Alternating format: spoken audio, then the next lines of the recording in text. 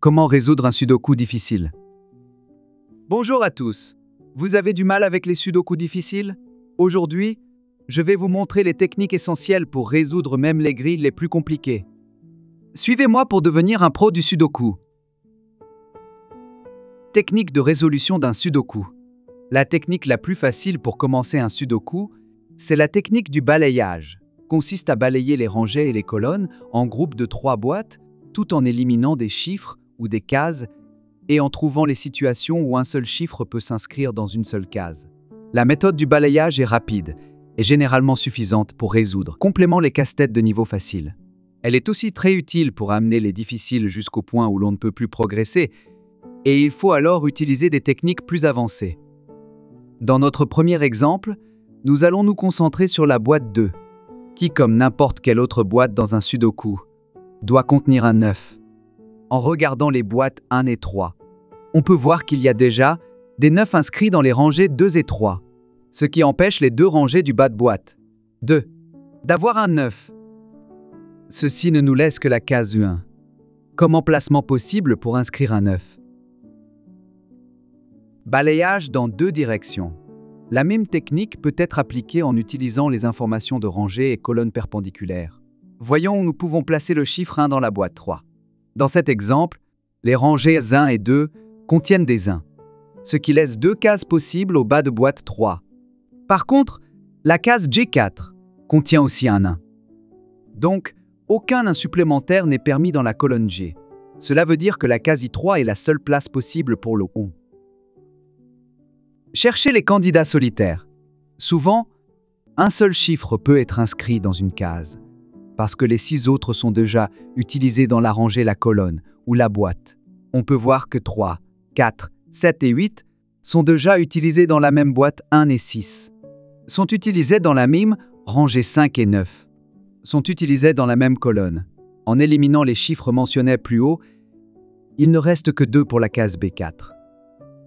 Éliminez des chiffres des rangées, colonnes et boîtes. Il y a des méthodes plus complexes pour trouver les chiffres en utilisant un processus par élimination. Dans cet exemple, le 1 dans la case C8 implique que soit la case E7 ou la case E9 doit contenir un 1. Quelle que soit la case, le 1 de la colonne E est dans boîte 8.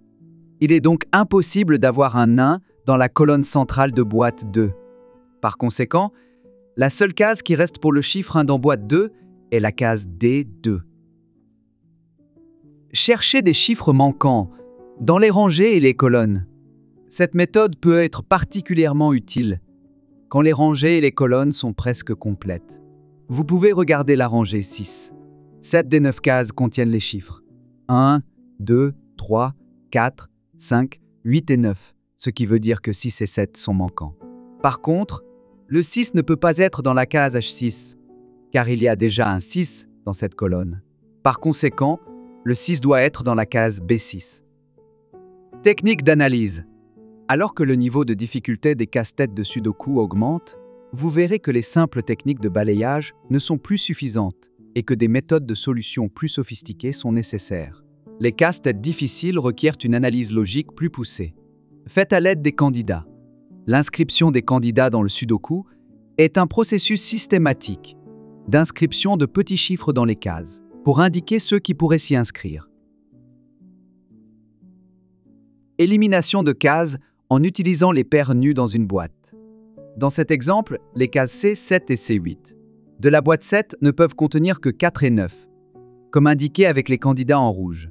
Nous ne savons pas quel chiffre va dans quelle case, mais nous savons que les 2 cases sont occupées, alors que la case A6 empêche 6 d'être dans la colonne gauche de boîte 7. Il en résulte que 6 ne peut être que dans la case B9. Ça on appelle sous-ensemble disjoint les cas où une même paire de chiffres ne peuvent être placés que dans 2 cases. Et si les sous-ensembles disjoints sont faciles à voir, on parle alors de paires nues. Élimination de cases en utilisant les paires cachées dans les rangées et les colonnes. Les sous-ensembles disjoints ne sont pas toujours évidents. À première vue, on les appelle alors des paires cachées.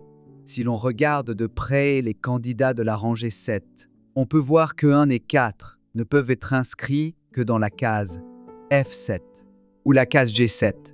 Cela veut dire que 1 et 4 forment une paire cachée et que les cases F, 7 et G7 ne peuvent pas contenir d'autres chiffres. En utilisant la technique du balayage, on voit que 7 ne peut se trouver que dans la case D7. Élimination des cases par agencement en X. Cette technique est utilisée dans de rares situations, survenant dans les casse-têtes extrêmement difficiles. En balayant la colonne A, on voit que 4 ne peut être que dans la case A2 ou la case A9. De la même façon, 4 ne peut se trouver que dans la case I2 ou la case I9 où les cases sont dans la même rangée ou colonne. Une nouvelle contrainte logique fait surface.